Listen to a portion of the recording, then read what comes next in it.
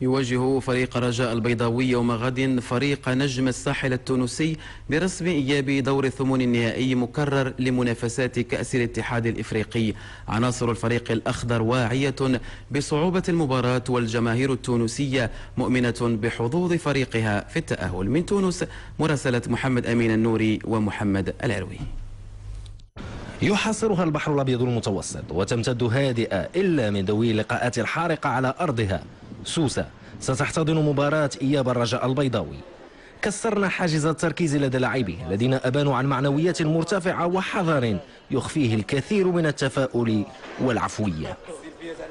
فريق الرجاء البيضاوي ولا نجم الساحل يعني بقات عندهم الفرصه الاخيره ديالهم في هذا الموسم باش ينقذوه. يعني كل واحد متحمس باش يدخل لدور المجموعات اللي حلم اي فريق ولا اي لاعب. الدراري كاملين نساو المباراه ديال الذهاب، حنا جينا لتونس باش نلعبوا مباراه ناسين مباراه الذهاب كاع محيدينها من بالنا، باش ان شاء الله نفكروا في المباراه ديال الغد وان شاء الله نكونوا على حسن ظن الجمهور اللي تبعنا. جماهير رجاوية تكبدت عناء التنقل إلى سوسة في لقاء مباشر مع صناع الفرجة بفريقهم المفضل.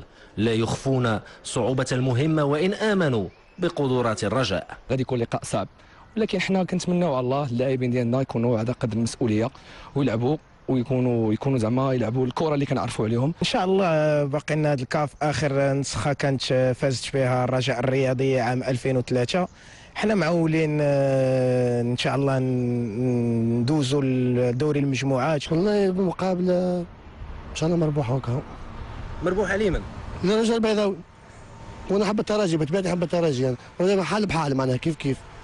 الشارع التونسي بدوره يؤمن بحظوظ فريقه النجم الساحل التونسي الذي يحمل عبء هدفي الذهاب وعبء لقب بطولة ضيعه بعد أن كان على مرمى حجر. وليتوال عندها تاريخ كبير برشا، صحيح خاصين في شيء غادي النتيجة قوية شوية، ما قلت لا باش نربح واحد.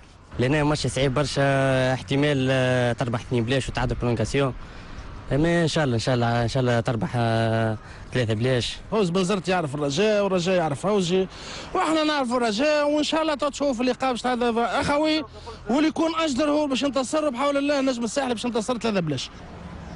مدينة سوسة الهادئة لن يكسر هدوءها إلا لقاء من قيمة النجم الساحل التونسي والرجاء البيضاوي.